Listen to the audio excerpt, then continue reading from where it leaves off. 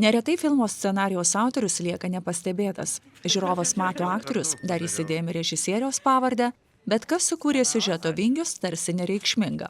Reikšminga dar ir kaip. Juk be istorijos nebus filmo. Nacionalinių kino apdovanojimų komisija šiemet dėmesį atkreipė į šias pavardes. Eglė Vertelytė viena talentingiausių scenarisčių. Sunku nuspėti, kas greičiau dirba, kai Eglė kuria scenarijų. Smegenys ar pirštai, tačiau rezultatai būna išbaigti, įtraukiantys ir įsimintini. Už scenarijaus kūrimą Eglė Vertelytė jau yra apdovanota sidabrinė gervė. Šįkart nominuota už knygos Pietinė kronikas pasakojimo perkelimą į kiną. Perskaičiau Pietinio kronikas, kai dar ta knyga nebuvo tapus, taip vadinamų bestsellerių lietuviškų. Man ta knyga labai patiko, nes pati esu iš Šiaulių, pietiniam gyvenus iki 7 metų. Rimantą irgi šiek tiek pažinojau ir kažkaip iškart su Rimantu susisiekiau ir paklausiau, nes iškart pamačiau, kad galėtų tai būti filmas. Žiūrėk, tau reikia sugalvoti, kur stoti. Ai, sugalvojau. Nu? Lietuvių. Tu, tai filologija. Na.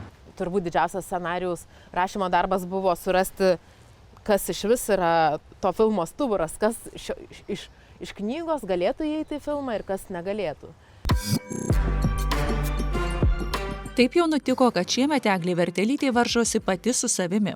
O tai tik įrodo, kad ji ir darbšti, ir talentinga. Drauge su Irena Kunevičiūtė Eglė parašė scenarijų filmui Gardutė. Šis procesas buvo tarsi nuotaikinga kelionė po Lietuvos valgyklas.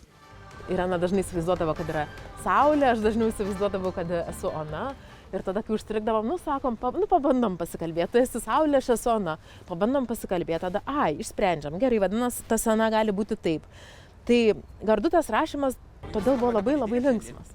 Taip pat idėja gimė šitam pastate, Lietuvos televizijos pastate, kai mes su Luku Trimoniu, produceriu, čia turėjom ofisą ir apačioje čia būdavo dar tokia valgykla, visai tokio vintažinio sovietinio tipo ir mes ją visada eidavom valgyt ir į tą valgyklą taip pat ateidavo visi televizijos žvaigždės, kurie buvo pasipuošę nuo labai gražių suknelių iki zuikučių kostiumų ir tas miksas, šitas valgyklos ir televizinio gyvenimo miksas man pasirodė gal labai įdomus ir vat būtent tame pastate tuo metu ir gimė ta idėja.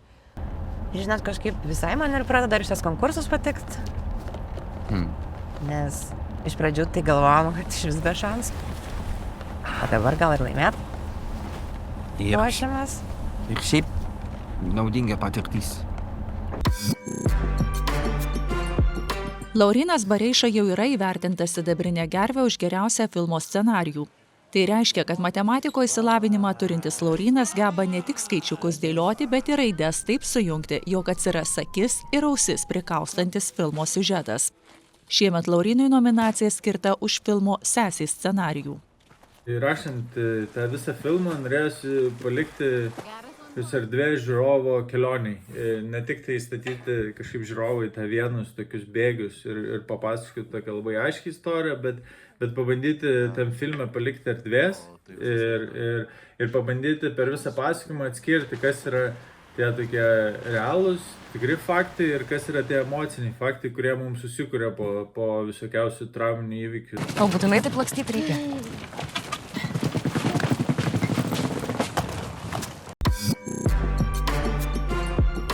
Mistinio trilerio Džohatsu intriga ir nenuspėjamus pasakojimo linijos vingius raizgė du scenaristai – Lina Lužytė ir Nerijus Milerius.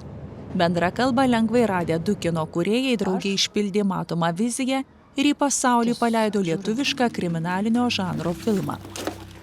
Varysi darbą? Džohatsu prasidėjo iš tikrųjų nuo Nerijaus Milerio, mano kolegos ir Oskaro Koršunovo. Nerijus Mileris ir Oskaras Koršunovas planavo statyti filmą ir Nerijus turėjo būti scenaristas, kuris parašė scenarijų. Jis ir parašė tą scenarijų, remdamasis Antigonės mitu. Nerijus Mileris buvo mano dėstytojas Lietuvos muzikos ir teatro akademijoje ir jis paskambino ir sako, Lina, čia buvo scenarijus, niekas jo nestatys, Oskaras Koršunovas jo nestatys ir norėčiau pabandyti perrašyti. Ir aš tada taip labai džiugiai priėmiau šitą informaciją ir sakau, taip, aš perrašysiu. Vaiką paguldau, laukiu, negrįžta, skambinu, sako, nėra tokio numerio. Scenarijų rašiau aš, bet mes su Nerijum sėdėdavom valandas ir diskutuodavom ir brainstormindavom ir galvodavom idėjas, bet jau ta užrašytoje prie klaviatūros buvau aš. Saulė Bliuvaitė scenarijaus rašyme nėra naujokė, tačiau šiemet jos pavardė buvo tokia ryški, kad kino pasaulis aiškiai suprato, jog Lietuvoje sužibo dar viena talentinga ir turinti ką pasakyti kino kūrėja. Filmas Akiplėša iškalbingai pasakoja apie paauglių gyvenimą. Niekada nemąsčiau apie tai, kad reikia kažką pamokyti ar pakalbėti kažkokią sunkia tema, sudėtinga. Toks buvo gal labiau nuo kažkokios pirminės tokios idėjos apie būtent, kad noriu sukurti filmą apie tą amžių 13 metų, kuris man atrodo labai įdomus ir jame visko tiek daug. Ir išsirutuliojo tos, kaip čia, istorijos linijos tarsi iš to. Tai tau neskauda, tu jauti kaip į savo. Svarbiausia planėjai. Šias pavardės girdėsime birželio 8 dieną, kai iškilmingos ceremonijos metu sužinosime visus nacionalinių kino apdovanojimų Sidabrinė gervė laimėtojus.